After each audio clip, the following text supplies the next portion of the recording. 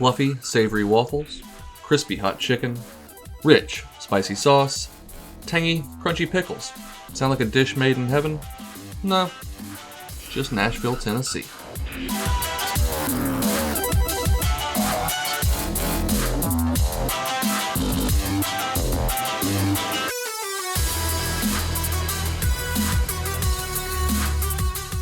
We'll start by brining our chicken, and for that we're going to need a couple of cups of buttermilk, to which we will also add some hot sauce of our choosing. I love Texas Pete, so that's what I'm going with, and your mileage may vary, but I used about a quarter cup.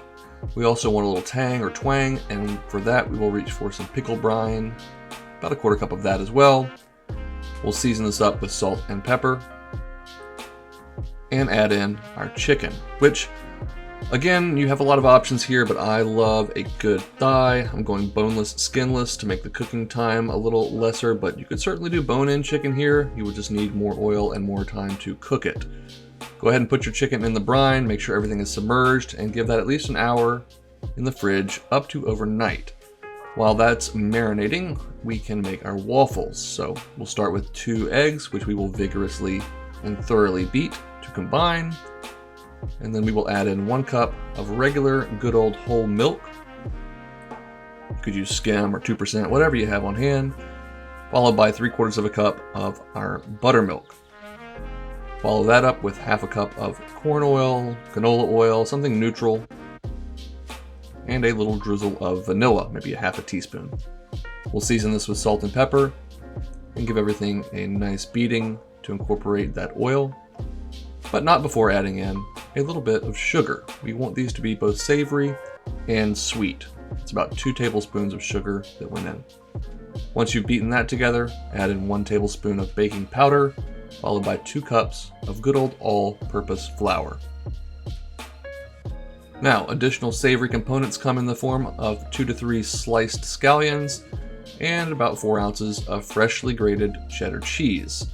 And then just get in there with a spatula, and you don't want to overwork this dough or batter, but you definitely want to make sure there's no large pockets of flour exposed.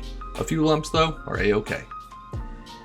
Now, when you're ready to make your waffles, you will of course need a waffle maker. If you don't have that, I'm sorry, you are just out of luck. Maybe you could make pancakes instead. Once it's preheated, spray in a little bit of non-stick spray. Add in about 3/4 of a cup of batter, or however much you need to fill your waffle maker. Once you've got that in there, just cook it until it's done.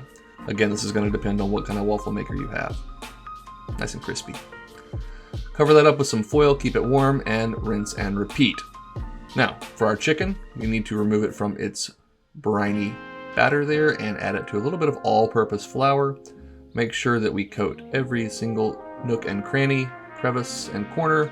We want a nice crispy exterior. Go ahead and do that with all of your chicken thighs, breasts, whatever you're using. And then we're going to need to heat up a little bit of oil over medium-high heat on the stove. While we wait on our oil to heat, we need to make our Nashville hot sauce. That starts with butter and lard. You could just use all butter for this, but lard is traditional. 1 stick of butter, about a 1/4 cup of lard, about a tablespoon of brown sugar for sweetness to balance all the spicy things we're about to add, which will begin with 2 tablespoons of freshly ground cayenne pepper, followed by, for a smoky element, about a teaspoon or so of smoked paprika,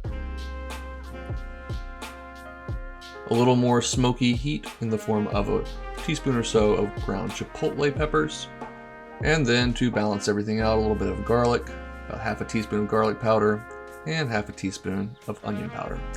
Since we really didn't season the flour on the outside of our chicken, we're going to have to let this Nashville hot butter sauce do most of the seasoning for us, and I am here to tell you it is very well equipped to do so. Season that with salt and pepper, put it over low heat until those spices are aromatic and the lard and butter have melted. At that point, you should be ready to fry your chicken. Not sure what that looks like for you, but of course I'm using my beloved cast iron skillet. If you happen to have a deep fryer at home, lucky you.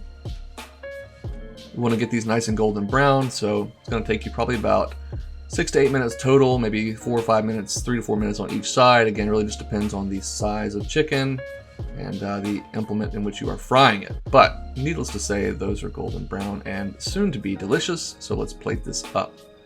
One big waffle goes down. A waffle is incomplete without butter, so we'll add a little tablespoon there. Nice chicken thigh on top. And then we are going to lovingly drizzle it with that beautiful hot butter sauce. You really can't have too much of this, unless of course you're spice averse, in which case you probably shouldn't eat this to begin with. We need a nice tangy pickle to cut through all of that spice, and of course, you know I have to garnish the plate, so more fresh scallions on top. And I really like maple syrup on waffles, and I really like honey on hot chicken, so I figure we'll just go with both. Yeah. So I myself have never been to Nashville, or at least never had Nashville hot chicken from one of the authentic places, but I believe that this dish right here would stand up to just about any they offer. Look at that cheddar cheese running through that sweet and savory waffle. It's pillowy and buttery. The chicken is crisp, juicy. Of course, it's coated in a spicy butter. How could that not be good? A little spicy, but you know, you can tailor that to your taste. And of course, that pickle just cuts through all that spice and richness. Hope you'll give this a try. Let me know what you think. Subscribe if you enjoyed, and as always, go make something delicious.